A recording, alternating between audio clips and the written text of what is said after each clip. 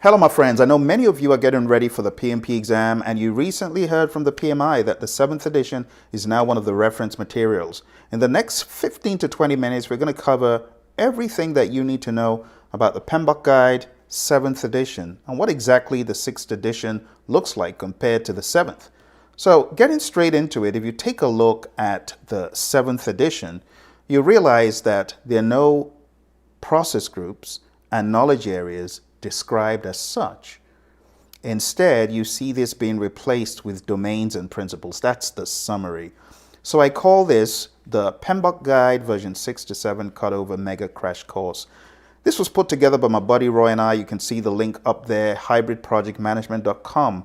We trained a course back in September, the entire September, for the 7th edition. And some of those pieces, that's what I'm going to present to you, just giving you the top of the wave so that you come away feeling comfortable to take the exam. All right, so it's a mega crash course, very, very quick. So the major difference, like I said, between the 6th and 7th is you had initiating, planning, all the way to closing in the 6th. Now in the 7th, we start off with the standard for project management instead of process groups, now being an introduction, then a system for value delivery and project management principles. So what is the system for value delivery? The summary is projects, programs, portfolios, and operations. They work together to give a value delivery system in any firm. Think about it more as a label, because I know from your studying the 6th edition, you already know what projects, programs, and portfolios are, what operations are.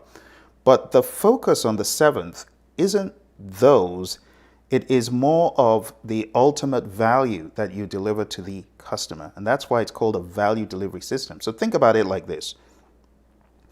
What is value? Value refers to the net quantifiable benefits that a customer experiences. That value will lead, hopefully, to an outcome that the customer wants, a favorable outcome that the customer desires. And that's really the focus. So we have these 12 principles: stewardship, team, stakeholders, value, systems thinking, leadership, tailoring, quality, complexity, risk, adaptability, and resiliency, and change. And I've summarized those, and you can read those in more detail in the PMBOK Guide 7th edition, or look out for my video. I call it the 12 Principles of Project Management.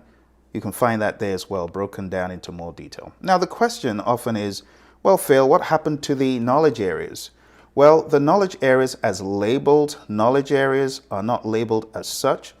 Instead, in the 7th edition, you have a different description of project management.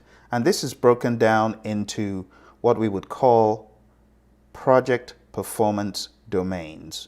We have 8 performance domains: stakeholders, team, development approach and life cycle, planning, project work, delivery, measurement, uncertainty. And I'll cover those. And last but not least, we have tailoring as an important concept, which is in the 7th edition now. It's its own chapter, tailoring. And then we also have the models, methods, and artifacts. So if you watch my other videos about the 7th edition, you'll be able to listen to what I have to say about models, methods, and artifacts. You do know that the PMI have moved away from doing the ITTO, very heavy ITTO focused exams anyway. So the models, methods, and artifacts, you don't need to go crazy cramming those.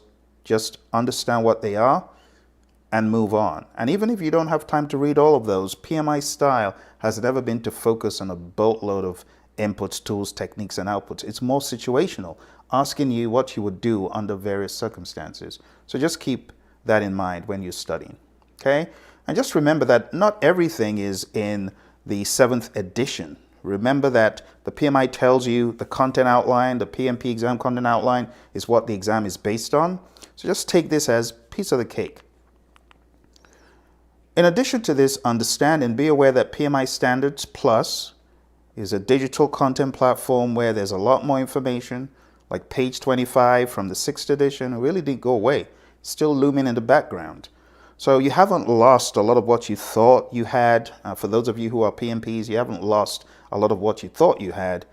Instead, things have just been put into other places in the PMI universe. All right, so moving on.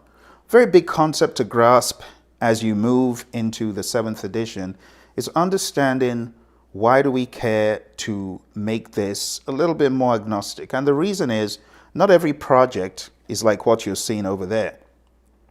What you're seeing over there on the screen is how predictive projects typically are. We fix scope, schedule and budget are flexible, but typically what we're fixing is the scope. The flip side, in agile projects, you could call them adaptive projects, we have scope being flexible and schedule and budget being fixed. Like you have a fixed team size or constrained team size. We don't go beyond 9, right? So we have between 3 and 9 on an agile team. We also have a fixed time box, a sprint, or whatever the cadence is. And that's what we mean by saying fixed. So we flip the triangle on its head, and that's how it works. So taking a look at this, if you haven't already seen this, I would advise you to go to the Agile Practice Guide, page 14. That's where this is. Do you know what it is? It's the Stacy Complexity Model. And the summary of the Stacy Complexity Model is, if you're working on predictive stuff, use a predictive arrangement.